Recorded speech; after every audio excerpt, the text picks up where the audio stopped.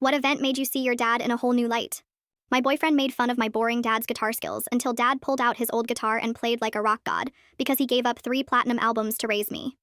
So, Kyle started a social media war to destroy our entire family using my stolen diary and screenshots until we both got restraining orders and had to switch schools. After I found out he'd been planning to target me from the start because military and law enforcement families were his thing. My dad has always been the definition of boring. Khakis every day, same haircut since 1995, drives a beige minivan that smells like old coffee. When my boyfriend Kyle asked to come over for dinner last month, I almost said no. Kyle was everything my dad wasn't. Starting quarterback, played guitar in a band, had that confidence that made other guys move out of his way in the hallways. Your dad seems nice, Kyle said when we pulled up to our suburban house. I could tell he was already judging the lawn gnomes my mom collects. Dinner started fine. Dad asked Kyle about school and football. Mom served her famous pot roast. Then Kyle noticed the old piano in the corner of our living room and everything went downhill fast. You guys play? He asked, already knowing the answer. Nobody touched that thing except the cat. Not really, Dad said quietly. He was cutting his pot roast into perfect little squares like he always did. Kyle grinned and I knew that look. It was the same one he got before destroying someone on the field. Yeah, I figured. You don't really look like the artistic type, Mr. Peelser, no offense. I kicked him under the table, but he kept going. I mean, some people have it and some people just, he gestured vaguely at my dad's polo shirt. Some people do taxes. Kyle, I hissed, but part of me was embarrassed too. Why couldn't my dad be cooler?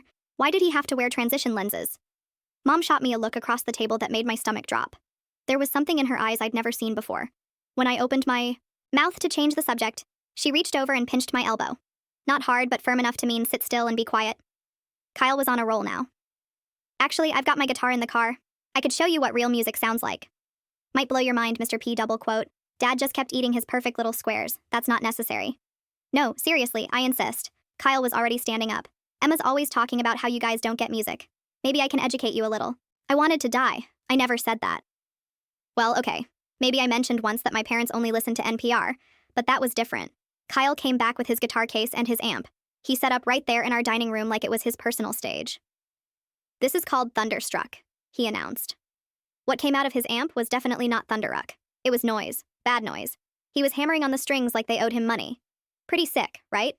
He transitioned into what I think was supposed to be Sweet Child of Mine, but sounded more like a cat in a blender. Bet you've never heard anything like this in suburbia. This is what separates the real musicians from the wannabes. I started to stand up to stop this train wreck, but Mom's hand clamped down on my wrist. She shook her head once.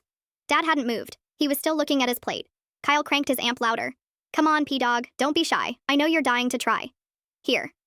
He actually walked over and tried to shove the guitar at my dad. Show me what you got. Play Riptide or something? That's when Dad finally looked up. His eyes were different, focused in a way I'd never seen. You done? Kyle laughed.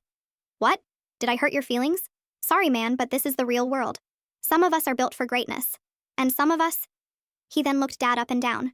Some of us are built for data entry. Mom stood up and walked to the hall closet. I heard her moving things around. She came back carrying a guitar case I'd never seen before. It was worn and covered in stickers I couldn't quite read. Sarah, Dad said softly. Don't play, she said simply, opening the case. Inside was a black guitar that looked like it had been through a war. She handed it to Dad like she was passing him a loaded weapon. I watched my boring accountant father plugged into Kyle's amp. He adjusted the settings without looking. His shoulders went back. His fingers found positions on the neck like they belonged there. What came out of that? Amp made Kyle's playing sound like a preschooler with a kazoo. Dad's fingers moved so fast they blurred. The sound was massive and perfect and absolutely terrifying. He played for maybe 2 minutes. Complex runs and solos I'd heard on classic rock stations, but never imagined could come from an actual person. That college fund, Dad said, still playing, didn't come from accounting. 3 platinum albums in the 9s, toured with legends, gave it all up the day you were born because being your dad mattered more than being famous. Kyle practically ran out of our house. I sat there staring at this stranger wearing my father's face. Mom squeezed my shoulder. Now you know, she whispered.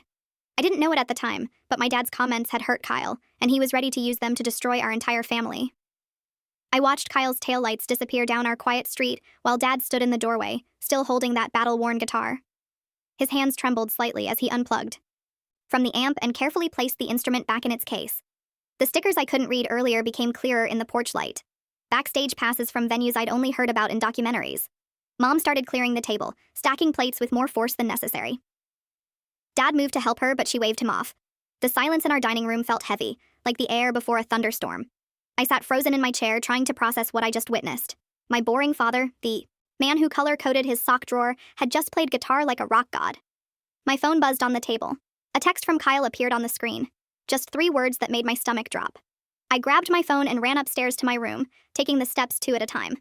Through my bedroom window, I watched Dad walk out to the garage. He stood there for a long moment before going inside and closing the door behind him. The next morning arrived too quick. I came downstairs to find Dad at the breakfast table in his usual khakis and polo shirt, reading the newspaper like nothing had happened. Mom poured orange juice without making eye contact with either of us. The guitar case was nowhere to be seen. At school, I spotted Kyle's car in the parking lot, but he wasn't at his usual spot by the trophy case. I checked my phone and saw he posted something on Instagram. My heart sank as I watched the view count climb in real time. The post showed our minivan with a caption that made my cheeks burn. Comments were already pouring in from our classmates. I found Kyle at his locker surrounded by his football buddies. When he saw me approaching, he raised his voice loud enough for everyone in the hallway to hear his accusations about my family. The crowd grew larger as he continued his performance. My hands clenched into fists at my sides. Before I could stop myself, I pushed through the circle of students and shoved him hard against the lockers. The hallway erupted in whispers. Someone mentioned my grandfather's funeral from 2 years ago, bringing up memories I tried to bury. Kyle straightened his Letterman jacket and smirked at me like he'd won something.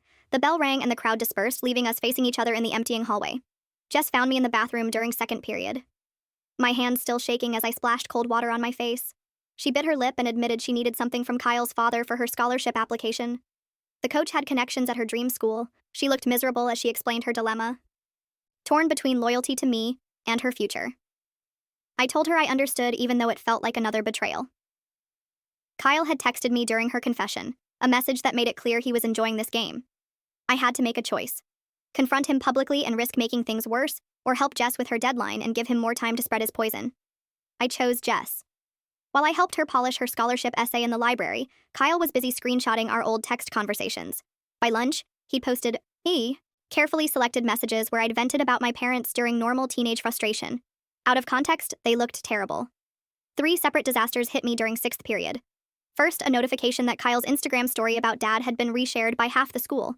Second, an email from my college interviewer mentioning she was Kyle's aunt and looked forward to meeting me next week. Third, a text from Mom saying her book club friends were asking about a video their kids had seen. After school, I stopped by Dad's office to bring him lunch Mom had forgotten to pack.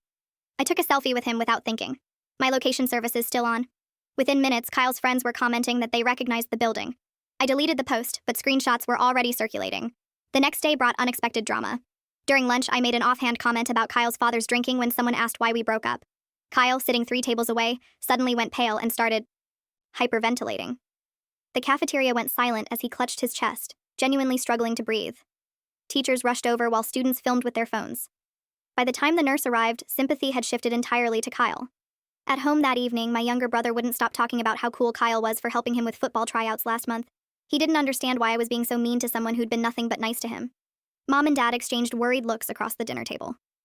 2 days later, I discovered something that made my blood run cold. Kyle had left his backpack in my car after practice, and through the clear front pocket, I could see my diary, the one I thought I'd lost weeks ago. Pages of my private thoughts were visible, including entries about Dad. Taking it back would technically be theft, and Kyle would know I'd gone through his things. I'm really curious about why the mom knew exactly where that guitar case was hidden and why she pushed for this reveal when the dad clearly didn't want it. There's something interesting about how prepared she seemed for this moment, like she'd been waiting for the right time to show Emma the truth. I decided to document evidence instead. The next morning, I arrived at school early and tried to photograph Kyle's locker combination as he opened it. The school counselor caught me with my phone out, crouched suspiciously near the lockers. She documented the incident as concerning behavior and asked if I wanted to talk about what was going on. Kyle's mother called our house that evening. Dad answered, and I heard him explain that yes, he'd been handling her tax documents for her divorce proceedings. She needed 3 years of files that only he had access to. The conversation was professional, but I could hear the tension in Dad's voice. Mom's sister called the next day, reminding everyone about my behavior after grandfather's death. She meant well, but her words stung. The comparison to my current situation with Kyle felt unfair, but uncomfortably accurate. I'd accuse people of things then too, convinced I was right when grief had actually been clouding my judgment. The school group chat became a minefield. Kyle had mastered the art of taking my messages out of context, adding concerned emojis that made him look like the worried ex-boyfriend. My attempts to defend myself only made me look more unstable. 3 different teachers pulled me aside after Kyle reported my Instagram activity as cyberbullying. Everything got worse when I realized Kyle still had access to our family Spotify account. He started playing Dad's old songs at parties, making jokes about finding them on streaming services. His commentary about Dad abandoning fame for suburbia spread through our social circles like wildfire. 3 consecutive nights without sleep left me exhausted. I dozed off in chemistry, history, and English, my head hitting the desk each time. Teachers started comparing notes in the faculty lounge. The school nurse called me in to ask if everything was okay at home, her questions dancing around substance abuse concerns. Jess officially withdrew her support after her boyfriend threatened to break up with her over the drama. She hugged me in the parking lot, tears streaming down her face as she apologized. She loved me, but couldn't lose him over this. I told her I understood, even though losing my best friend felt like another piece of my world crumbling. The situation reached a new low when someone showed Mom a Facebook thread from the local moms group. They were discussing the unstable Peelser girl who was harassing the star quarterback. Mom's friend had screenshotted the conversation, thinking we should know what people were saying. Mom's face went pale as she read comment after comment from women she knew from PTA meetings and neighborhood barbecues. Kyle's next move was particularly cruel. He claimed I'd accidentally left my diary at his house during a study session. His nervous fumbling with dates when questioned by mutual friends accidentally matched up with when we'd actually studied together for finals. The lie was perfect because it contained just enough truth to be believable. My college counselor called me into her office to discuss my applications. She mentioned almost apologetically that Kyle's father was an influential alumnus at my dream school. His recommendation could make a real difference for students from our area. The implied threat was clear without her having to say it outright. I thought I'd finally caught Kyle in a lie when I proved he wasn't at football practice the previous Tuesday like he'd claimed. But revealing this information meant admitting I'd skipped SAT prep to verify his whereabouts. The attendance records damned us both equally. When I smiled with relief at exposing even this small lie, the yearbook photographer captured the moment. Out of context, it looked like I was celebrating someone else's pain. That evening, Kyle sent a text that summed up our situation perfectly. We were locked in mutual destruction, neither able to back down without losing everything. The war between us had taken on a life of its own, fueled by pride and pain and the inability to admit we were both wrong. Kyle's new girlfriend from the swim team started wearing Dad's old band merchandise to practice. She quoted lyrics from his songs during team dinners, always with a knowing smirk in my direction. The worst part was watching her post photos of herself and Kyle at local music venues, tagging them with references to Dad's abandoned career. My teammates began choosing sides, and morning practices became exercises in avoiding confrontation. The college interview arrived faster than expected. Kyle and I sat in the same waiting room, our family's intertwined history hanging between us like a toxic cloud. We gave completely contradictory accounts of our relationship to the interviewer, who happened to be friends with both our mothers. Her confused expression as she tried to reconcile our stories made it clear that neither of us would benefit from this meeting. My phone lit up with a notification that made my hands shake. Kyle had submitted his college essay to the school's online showcase, and mutual friends were already sharing it.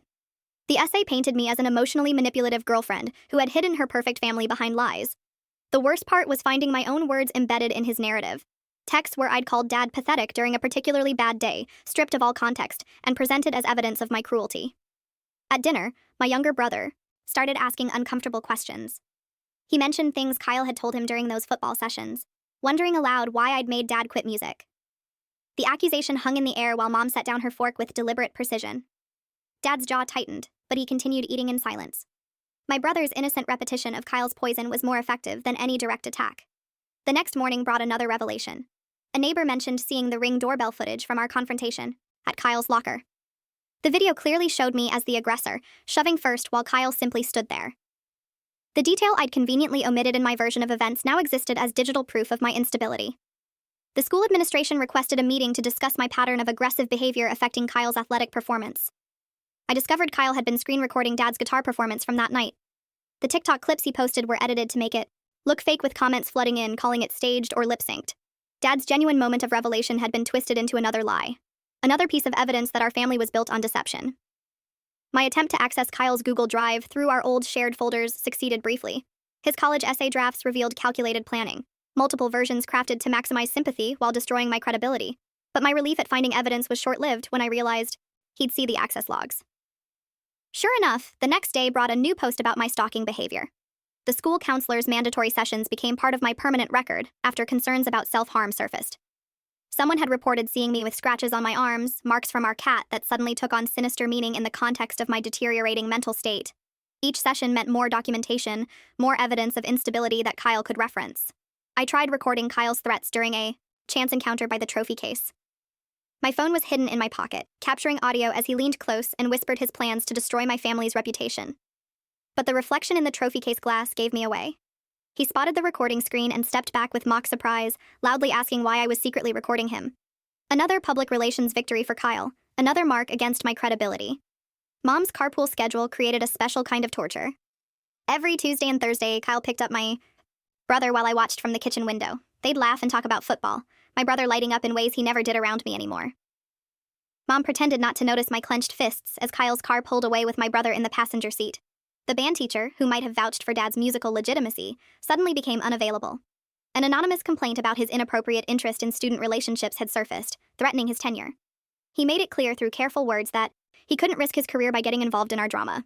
Another potential ally neutralized by the expanding web of destruction. Kyle's latest social media campaign involved posting throwback photos from our relationship. He wore the vintage band t-shirt I'd given him for his birthday, one of Dad's tour shirts from the 90s. The caption referenced missing better times with the Peelser family, garnering hundreds of sympathetic comments about how he tried so hard to fit in with our complicated household. An offer arrived through a mutual friend. Kyle would delete everything, all posts, all screenshots, all evidence, if I publicly apologized for leading him on about my family. The terms were specific. Admit that I'd lied about my boring parents to seem more relatable. Acknowledge that I'd hidden Dad's past to manipulate Kyle's feelings. My refusal was immediately reframed on social media as pride preventing me from admitting the truth. Everything shifted when I discovered the practice schedule I'd been using to track Kyle's whereabouts was wrong. The team had changed their routine weeks ago, meaning my certainty about his location when my diary went missing crumbled. My accusations now looked like desperate attempts to frame him, my confidence becoming a liability in the court of public opinion. The attic held secrets neither Kyle nor I expected. While searching for more evidence about Dad's past, we both stumbled upon his old recording contract. The documents revealed he'd walked away from a multi-million-dollar deal the day I was born. Something feels off about how perfectly Kyle's timing works out. He just happens to have screenshots and recordings ready whenever he needs them. The way he's hitting every weak point in this family's life seems too calculated for a teenage breakup gone wrong. A handwritten note in the margin simply read, "Emma, born today. Easy choice." The revelation should have vindicated my family, but Kyle spun it as more evidence of Dad's selfishness, abandoning his bandmates and their dreams for suburban mediocrity. My carefully collected screenshots of Kyle's obsessive behavior backfired when examined closely. The text showed a boyfriend asking normal questions about family, expressing genuine interest in understanding why I seemed so embarrassed by my parents. My narrative of stalking and harassment looked increasingly like projection, especially when compared to my own documented behavior. Mom faced an impossible choice. When 3 therapy clients asked about the family drama they'd heard about through the community grapevine. Her professional reputation required neutrality, but her daughter needed support. She chose to limit her public involvement, offering private help while maintaining professional distance. The decision felt like another betrayal, even as I understood her reasoning. I created fake social media accounts to monitor Kyle's posts and influence the narrative. The web of deception grew as I liked and commented on posts that supported my version of events, reported content that made me look bad. The digital manipulation felt justified until I realized I was becoming exactly what Kyle accused me of being, a manipulator hiding behind false personas. A chance encounter at the grocery store let me plant seeds of doubt with Kyle's mother. I expressed concern about his stress levels, mentioned how worried I was about the pressure he was under. Her maternal instincts kicked in as I carefully crafted a narrative of 2 teenagers caught in an escalating conflict neither could escape. The conversation felt like a small victory until I saw Kyle's post about my harassment of his family members. The old iPad backup contained deleted texts I'd forgotten existed. Messages between Kyle and me from happier times, including his promises to keep family secrets, and my assurances that Dad's past didn't matter. But accessing them required using our shared Apple ID before Kyle remembered to change it. The race against time added another layer of stress to my already fractured days. Kyle's father emerged as a new threat when he made his position clear. As the football coach, he controlled my brother's playing time and future prospects. The implicit threat was elegant in its simplicity. Back off or watch my brother's dreams evaporate. The choice between protecting my family's reputation and supporting my brother's aspirations created an impossible dilemma. The championship game arrived while I was across town trying to intercept Kyle's latest scheme. My brother scored the winning touchdown, and Kyle was there to celebrate with him. The photos on social media showed them embracing on the field while I was notably absent. My brother's text later that night was brief, but devastating in its simplicity. Kyle had shown up when I hadn't. Financial pressure mounted as I maxed out my credit card on data recovery services while Kyle dipped into his college fund for legal consultations. The economic warfare felt absurd but necessary. Both of us hemorrhaging money we couldn't afford to lose in pursuit of evidence that might not even matter. The fall festival became a battlefield when we encountered each other at the face painting booth. Our heated exchange traumatized the children waiting in line, their parents pulling them away from our toxic energy. The public confrontation made the local Facebook groups with opinions split between those who thought I was unstable and those who believed Kyle was manipulative. My National Honor Society position evaporated after a vote on conduct unbecoming of a member. Kyle's new girlfriend was appointed as my replacement, her smile at the announcement feeling like salt in an open wound. The academic achievements I'd worked years to build crumbled in minutes, another casualty in our war of mutual destruction. The night I slept in my car marked a new low. My parents' argument about my obsession with Kyle echoed through the house. Dad's voice raised for the first time in years. I grabbed my keys and left, spending the night in the parking lot of a 24-hour grocery store. Kyle's post the next morning about being concerned for my ex's mental health included a photo of my car in the lot taken by someone who'd recognized it. My grandmother's call came at the worst possible moment. Her tearful plea to stop destroying Dad's sacrifice hit harder than any of Kyle's attacks.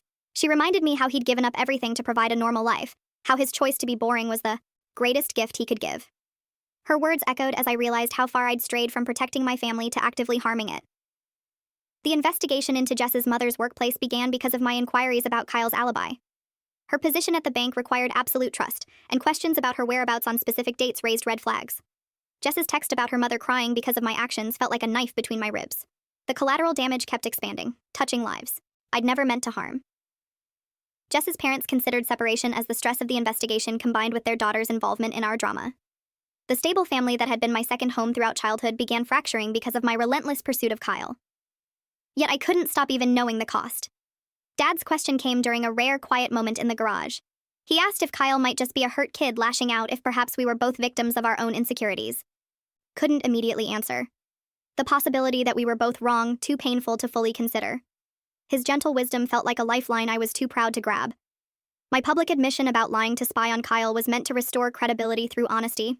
Instead, it provided more ammunition for his narrative of my instability. The truth became another weapon in his arsenal, twisted to serve his version of events. The TikTok videos I'd posted mocking our boring family dinner on the night of Kyle's visit surfaced like digital fossils.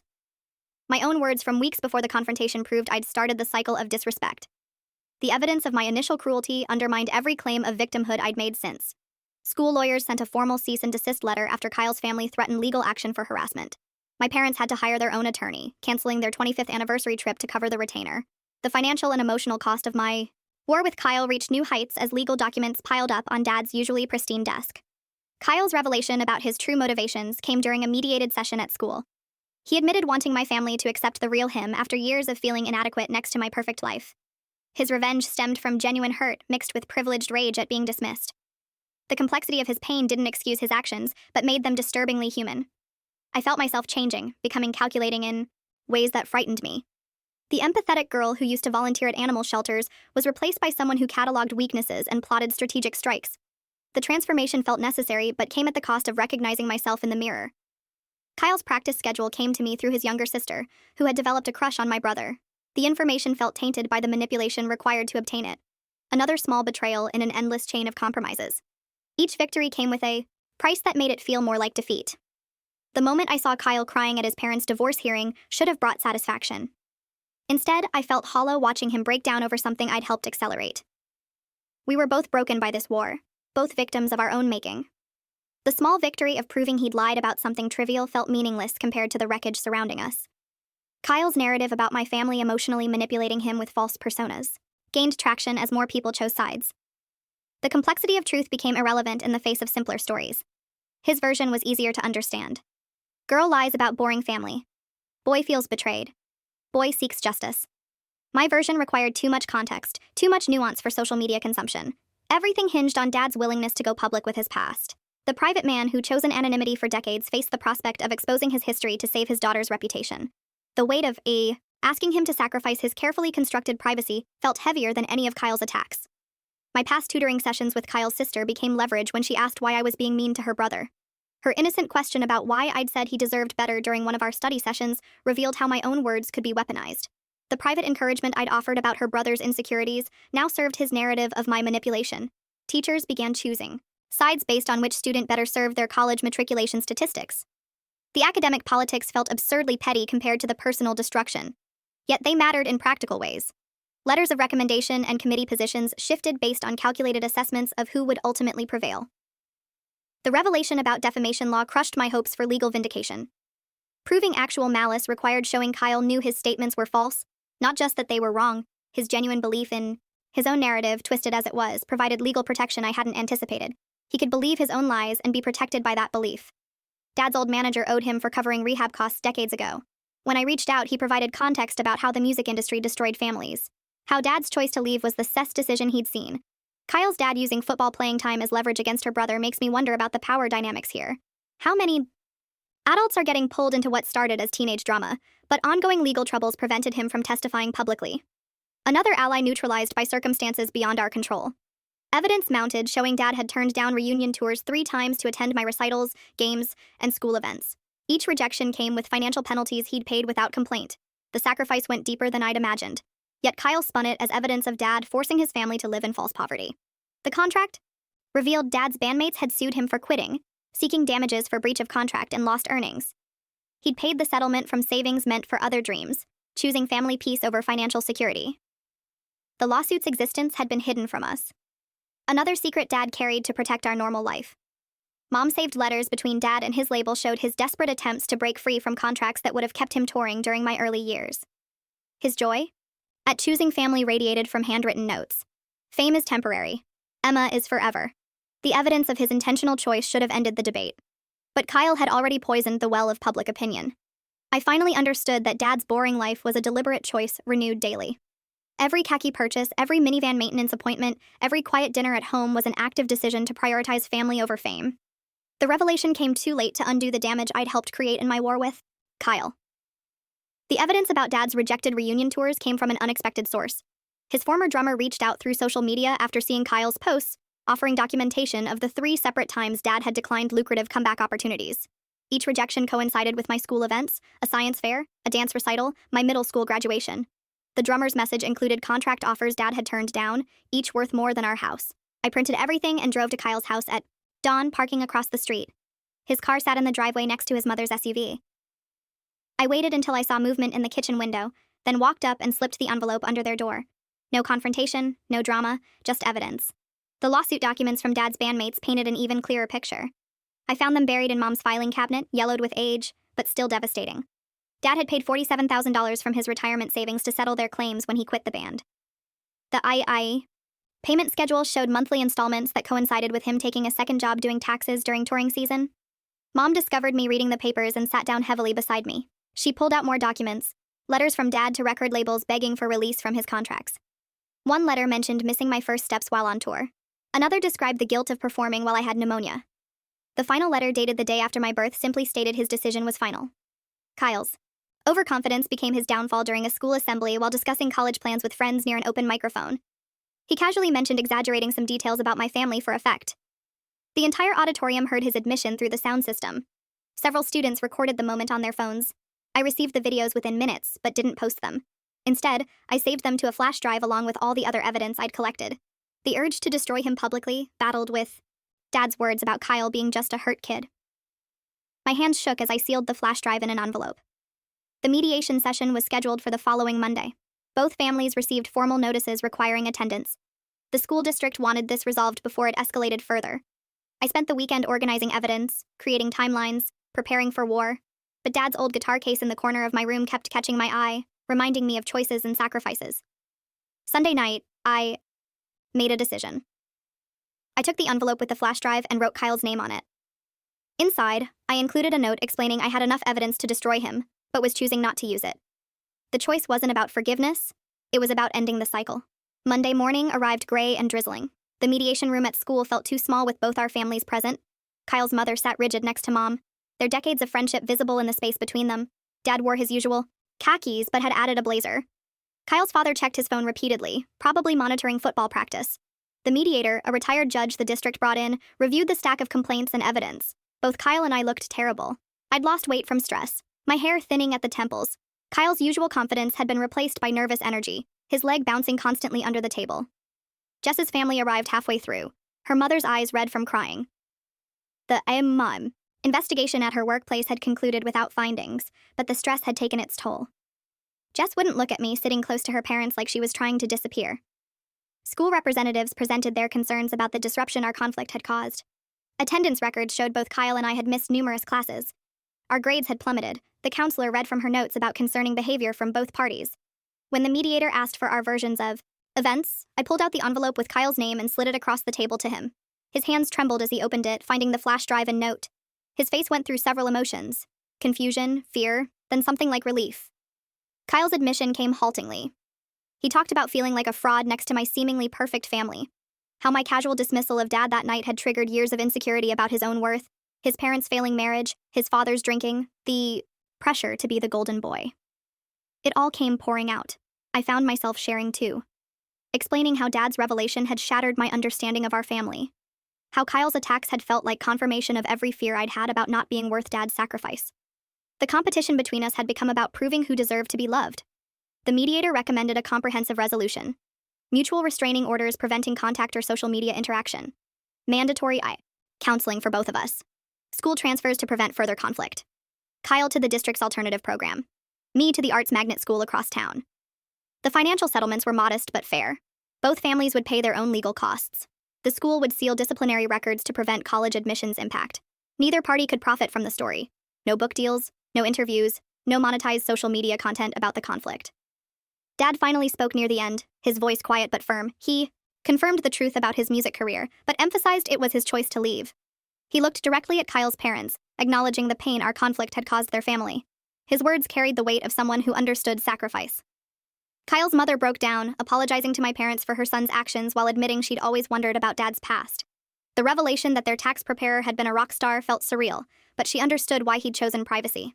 The normal life he'd built was its own kind of success. Community fallout was swift and divisive. The yearbook committee split their dedication page between Team Emma and Team Kyle. Unable to reach consensus, former friends chose sides based on their own family dynamics.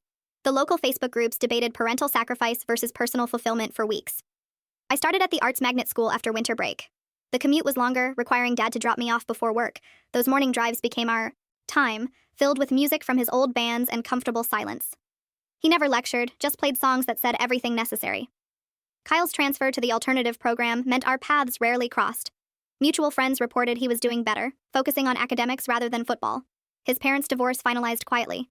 His mother keeping the house while his father moved to an apartment near the school. My brother struggled with the changes. Kyle had been his hero, and understanding the complexity of our conflict was beyond his years.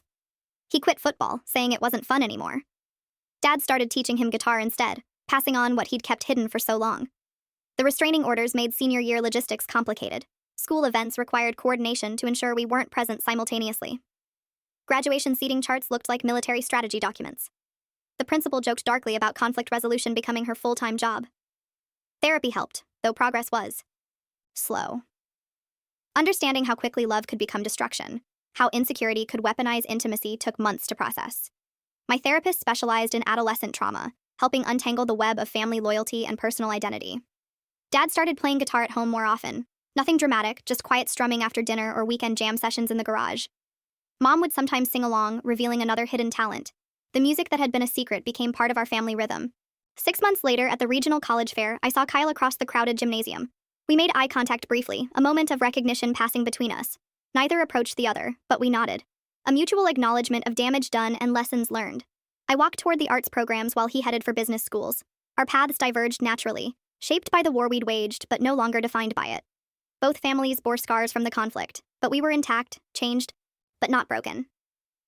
Dad's secret had transformed from shame to pride. His choice to be boring, to prioritize family over fame, was never about giving up dreams. It was about choosing better ones. The man in khakis who drove a minivan had taught me that love sometimes looks ordinary, but its impact is anything but. The evidence of our mutual destruction lived in sealed records and deleted social media accounts. Kyle and I had learned that intimacy could become a weapon, that knowing someone's vulnerabilities carried responsibility. We tested the limits of teenage cruelty and found them far too easy to reach. Our story became a cautionary tale whispered in school hallways, a reminder that even ordinary families harbor extraordinary secrets. The boring accountant who'd played guitar like a god, the quarterback who crumbled under perfection's weight. We were all more complex than our surfaces suggested. The college acceptance letters arrived in spring. Our futures shaped by choices made in anger and pain. Different schools in different states offered fresh starts. The geographic distance felt necessary, a physical manifestation of the emotional space required to heal. Dad drove me to freshman orientation that fall, the minivan packed with dorm essentials. As we pulled onto campus, he turned off the radio and looked at me. His expression carried pride mixed with lingering concern, the face of a father who'd sacrificed fame for moments exactly like this one. I understood then that his boring life had been the most radical choice he could make. A daily decision to show up, to be present, to choose family over glory. The khakis and transition lenses were armor against a world that valued spectacle over substance. The war with Kyle had taught me that love and hate lived closer together than I'd imagined, that the people who knew us best could hurt us most. But it also showed me that choosing peace over victory, boring over brilliant, family over fame, these were the choices that defined a life worth living. Hello everyone, I want to hit 1 million subscribers by the end of the year. I know you guys hated the new voices. Haha, they are gone. Please subscribe again, please.